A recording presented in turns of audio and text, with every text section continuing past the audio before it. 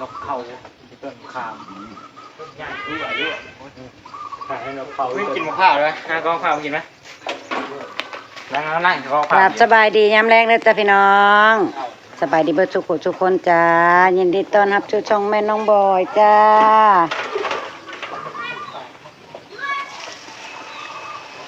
จับใส่เนี่ย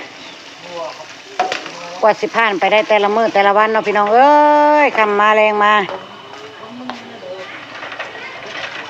ทักทายปลาลุงก็ลูกสบายดีป้าลุงคิวไผบัดนี่สบายดีป้าลุง โอ้หน้าที่เวลานั่งกินข้าวคือกันได้พี่น้องต้องให้พ่อให้แม่ให้อ้ายสบายดีแล้วเธอเป็นคนสุดท้ายเธอน่ะสิเป็นแบบนี้ชูเตือสังเกตเบิ่งเด้อพี่น้อง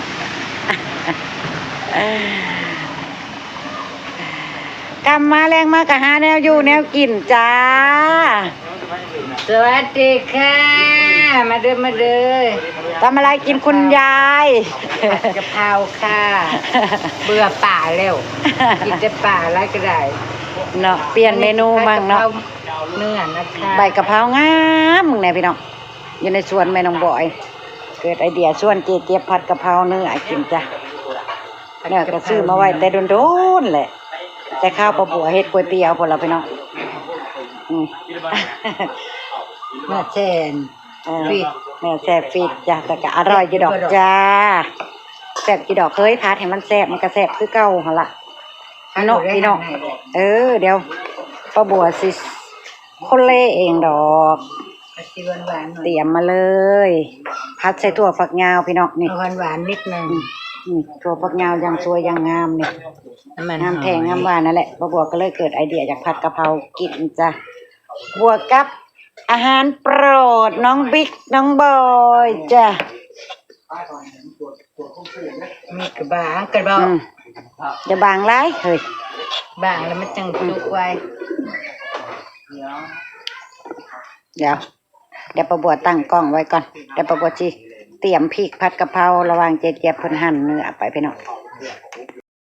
อยู่นี่ไปกันคนละไม้ละมือพี่น้องปลาบัวก็สิเตรียมพริกเดี๋ยวใส่กุ้งหมูไปก้อยหมูเล็กๆกำลังถ้วยล้างจานไปเรียรู้จักกุ้งจักไปเรียว่าจะได้กว่าน่ะมื้อน่ะนอนเธอแรกอยู่นี่เด้ให้ตัวได้แห้งกระหมดใจกูนั่งล่างตอนล่างเป็นผีตึงทำตึงไป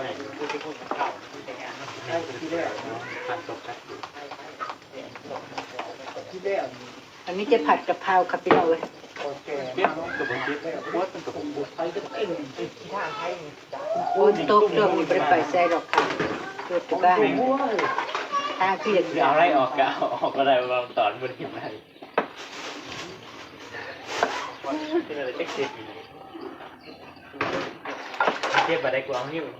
อยู่บ้านน่ะดีแล้วจะได้ปลอดภัย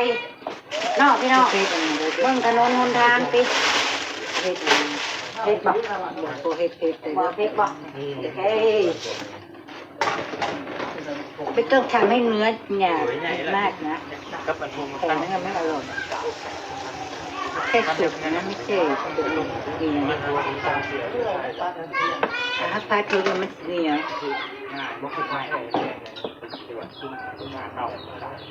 แค่เนื้อสุกก็พอหลุดวันนี้เอาดอกเนื้ออันนี้ครับนะเนี่ยมันอันนี้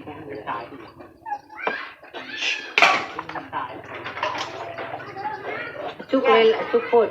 แล้วมันแข็งเลยแต่เป็นมันรุดนะได้มันรุดแล้วเลยเขาบิ๊กรุดอีกสิจะมันรุดเป็นเล่มต่อไปวะนี่มันจุ่มไปข้างในปิดวิญญาณมันแข็งกุ๊กพี่น้องเจ็บอยู่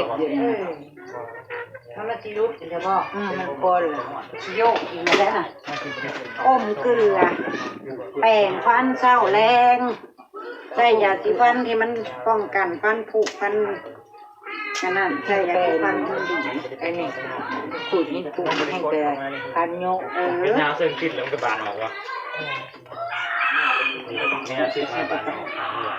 นี่จุ่มมาแล้วบานมีของเล่น เดี๋ยวเรากระดาษก่อนเล่นเป็นช่วงปกติ ว่าเนาะยายกบเขะแล้วก็ไม่ได้โลดสปิด ตัดออกให้เด้อบอกบริบอลบริบอลเราก็รู้จักชมว่าตัดออกให้เด้อ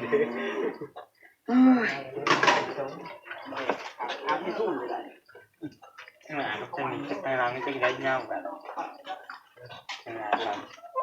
เราต้องกดนะกดเท้าปะดูให้ดูบอก มาเด็ดเห็นในรถเถาเอ้ย จะไปอยู่ในเริ่ม ว่าจะมาต่ำพี่ให้ปล่อยเลยบ่ ดูเทสแล้วนะ เรามาแห้งเลยไปต่ำทั้งพุ่นเด้ออย่ามาต่ำใกล้พี่ใกล้นอกได้เพิ่นหลักไร่ นั่นก็ผ้าห้อง เอาเยอะใส่ผัวนะเต้นเป็ดนี่กินหมด เนี่ยเพิ่นยังได้ยินเสียงโคกคนน้องบ่อยมันเท่าไหร่กันสายดีพี่น้อง กูได้อยากคุยสูตรนั่นมาถามยายบัวเด้อเรื่องใส่ผัวน่ะเนาะเป็นหาว้าวจักผู้หญิง ไหนปะจิยั่วใส่เนาะเฒ่าบ่ได้ยั่วเนาะ ใช่นี้เนาะ เจี๊ยบนะฮะว่าพี่น้องเขาเอิ้นว่าซอยกัดเนาะพี่น้องเนาะมันจังได้กินไว้ พี่แจ็คไปพูดให้กูเห็นมันตัดตีนเนาะ เห็นไหมสิใส่ผัวนะต้องมีคำเว้าเด้อค่ะไปใส่ซื้อบ่ได้เด้อค่ะ เฒ่าเจ้าเฮ็ดแซ่บบ่ ดอกหมอกก็อย่าเนาะ แต่แนวมันแหละเนาะกำลังใจเนาะพี่น้องไผก็จะได้กำลังใจผู้คนนั่นแหละทั้งง่ายทั้งก้อยทั้งด่าไผที่เฮ็ดให้หลาใส่เขาน่ะมันก็ต้องมีเหาะแงะย่องเข้าไปดีบ่ดีก็ดีไว้ก่อนเพิ่นว่า ต้องมีศีลในการใส่นะคะเพราะหรือบ่แจ๊กนี่ฮะเงินนะ เอาละบ่ โอ้ยเกิดตัวได้ ร้านเจ้ากินหลายเด้อกันอันนี้น่ะเอาอีกก็น้อยนึงน่ะ มันเลยดีป่ะ ตัดเครื่องเอาก็ได้ หาก่อนหา ปั่นเอาก่อนไม่ได้พวกผิดเป็นตะแหลกอยู่บ่ไปหน้ามาเลยได้ไป แล้ว ฟังเสียงพี่น้อง เอาเนาะ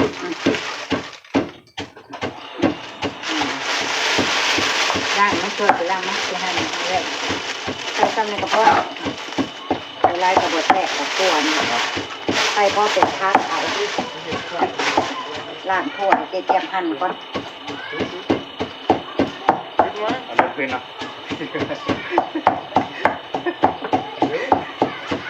มีคนแบ่งพี่น้องเอ้ยต่างมันทันเนี่ยเป็นไง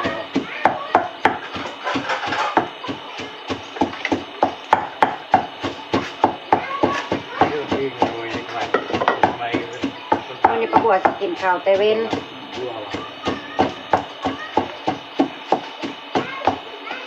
ไปเวียกน้อยนึงพี่น้อง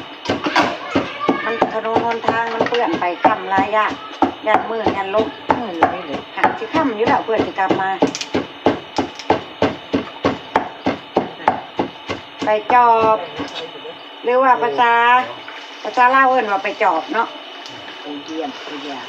ภาษาไทยเอิ้นไปเยี่ยมลุงอ้ายของพ่อ เอิญพยายาม อ้ายของพ่อประบัวกับเจ๊เยี่ยมนี่แหละพี่น้องเยี่ยมพี่ชายของพ่อประบัวเพิ่นป่วยเพิ่นออกมาจากโรงพยาบาลเมื่อนี้ก็เลยสิไปเยี่ยมเพิ่นอยู่เรือนเพิ่นลุงอะไรประบัวเอิ้นลุง ให้พ่อกับตัวลูก อ้ายพ่อเหลือคนเดียวเลยอ้ายพ่อก็ได้เหลือคนที่ประบัวสิไปเยี่ยมนี่แหละไปกับโบหูว่าสิอะไรหลักไปเห็นลุงบุมันจีไปเลยสิไปขึ้นฮอดพ่อกับพ่อแห้งนะพี่บุอะไรเว้ย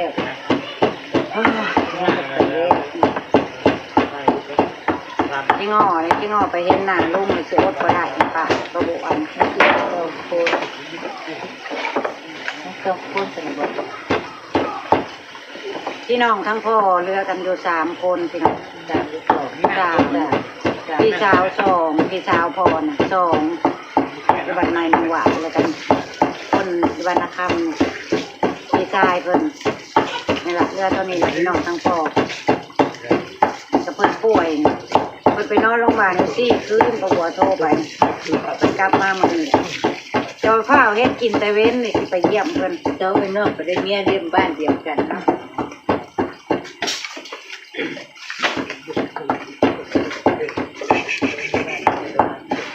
กินอย่าบ่ไข่เจียวลูกฮะ มันมาลายมือแล้ว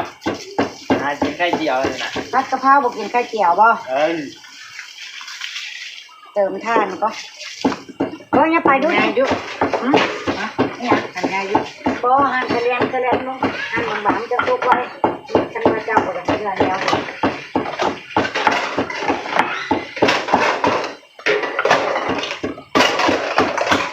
เลยหันเสร็จแล้วดูได้แน่เลยดูได้จ้ะ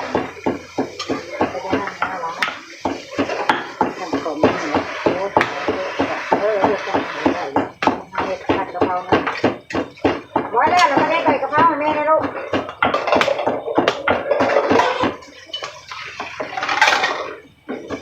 โอ้ยหอมเข่าเลยต้องบีบนิ้วเข่าหอมตรวจแล้ว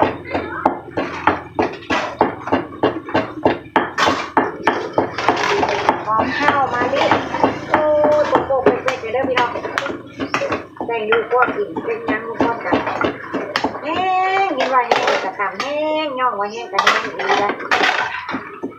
น้ำลงจาน เราจะยันกับตัวเอง ยันแห้งอยู่บนย่องว่าตำแห้งแห้งจะดอกเต๋าเอ้ย จำโมแห้งมันโมแลกพี่น้องพริกกระแห้งรีร้อนตามปุ๊บร่งขึ้น ผัดกะเพราพริกแห้งจังแซ่บ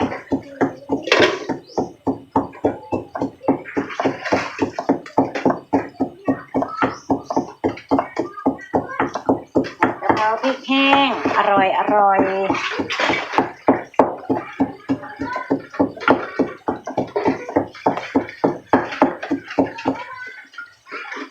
โมแลกก็ได้ติ๊กไว้ย่ำเลย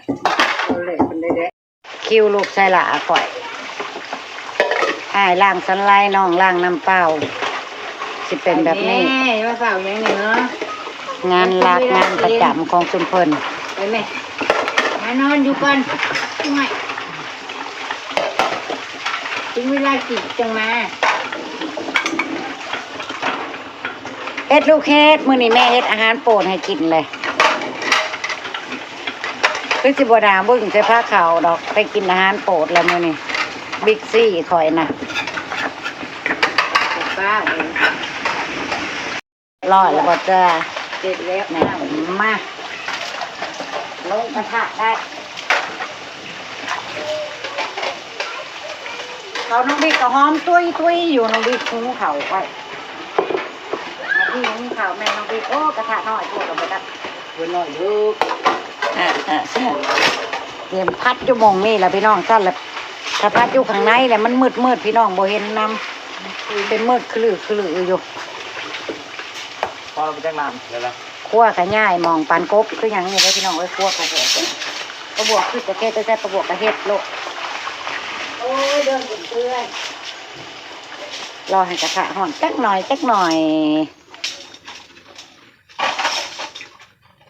นั่นเย่ๆนะ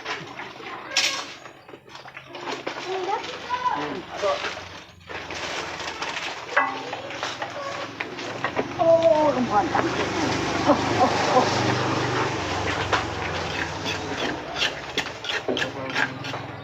พัน หืม พันยังได้ไหม ใส่กะเพรานะกลับไปล้างเลยลูกเด็ดให้แม่แล้วหลังจากล้าง เอาดูงาน เอาใส่ถุงไว้เฮ้ยไปเอาตะตอนไปล้างใบกะเพรา ใช้ตร มัน ง มีแต่หมดคั้นเหรอวะ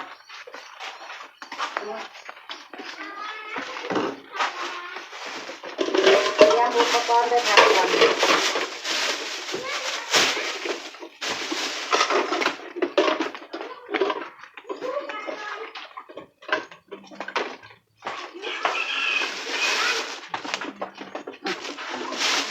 อุปกรณ์พัดกระหัวกับชนิดนึงดิ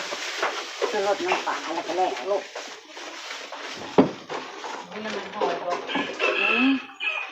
ไปประจำนี่แหละว่าสิได้ยังมากมาย เจ้าอะไรครับ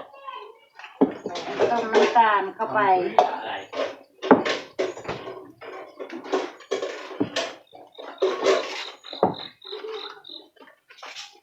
เป็นอาหารโปรดลูกชายหลาม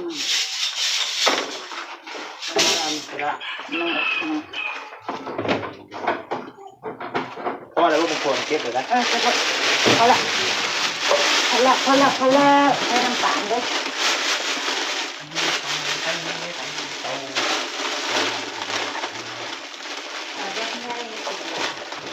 ฮะเป็นบ่เป็นดอกบ่ยื้อสายโอ้อันนั้นมันลำไยทามระดุเป็นใบทุกยามนะเพิ่นน่ะ เปิดแล้วก็กล่อง เปิดแล้วจ้าเป็นนางเถ่า ไอ้เหรอไอ้ เดี๋ยวมันร้อนจ้ะ งานไม่เริ่มดอกจ้าเดี๋ยวจะให้น้องบอยเป็นมือกล้องให้จักปักหนึ่งจะได้เห็นประบัวพัด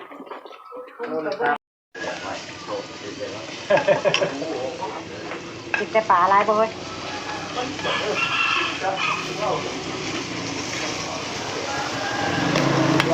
พัดใส่ที่แข็งพี่น้องหอมจังต้องบ่อยไฟแห้งๆนี่แหละแซ่บผัดกะเพรา ชุน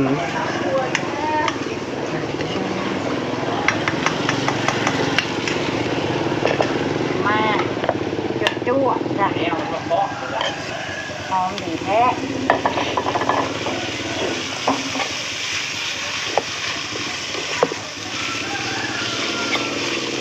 เคยบ่แห้ง หอมอยู่พอดีแ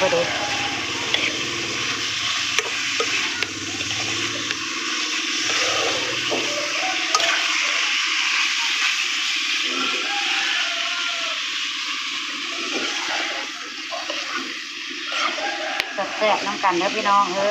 ยอาหารแรงวันนี้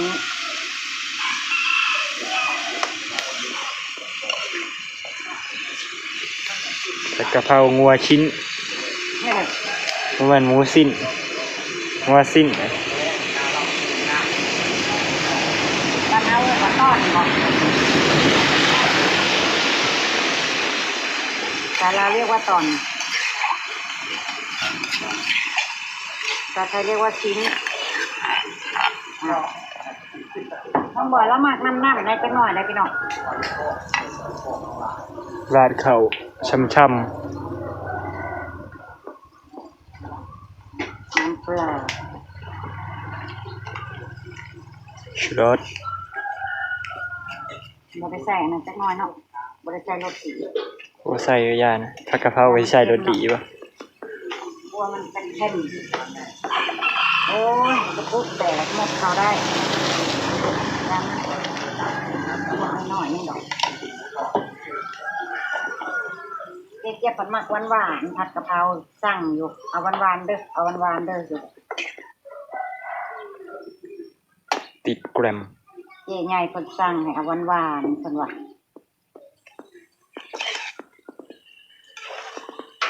อยู่ไก่แท้เห็นน้ำอยู่บ่ปลาลุงน่ะเมื่อกล้องไปยืนอยู่ใกล้ไก่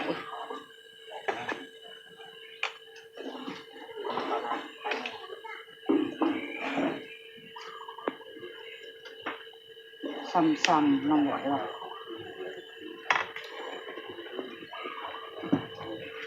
เอาซิมเอาเด้อลูก เอานะ บ่ใส่ซีอิ๊วดำลายดอกพี่น้องเข้มก็ดอกพัดแบบบ้านๆนี่ล่ะ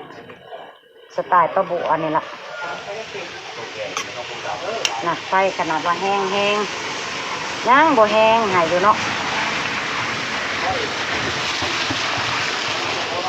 ผัดกะเพรามันต้องใส่แก๊กจวดลงโลด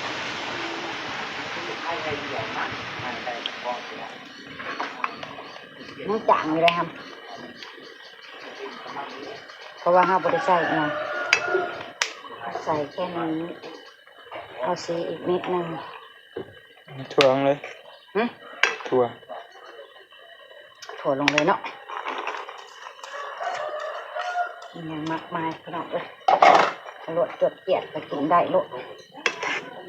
น้ำบ่อยมักน้ำ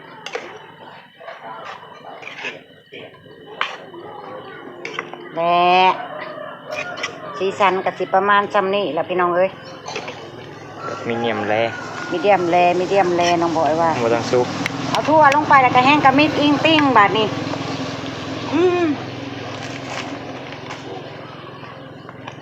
สงัดเห็ดปิ้ง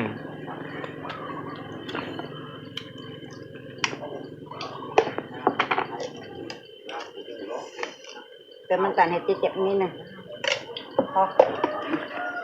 พอแล้วจ้ะอร่อยแล้วจ้ะพี่น้อง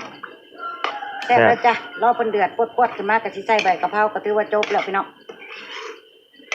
จังติดตามตอนกินยู่ช่องเจ๊เจี๊ยบเด้อจ้ะพี่น้องจ้าสำหรับคลิปประบวกกับอำลาพระจากแล้วจ้าขอบคุณทุกไลค์ทุกแท็กขอบคุณทุกกำลังใจขอบคุณที่บอกขามโฆษณาประบวกเด้อพี่น้องไปแล้วติดตามตอนกินยู่ช่องเจ๊เจี๊ยบเด้อจ้ะพี่น้องไปแล้วจ้ะสบายดีสบายดีนะน้องบอย สบายดีป่าลูก โดย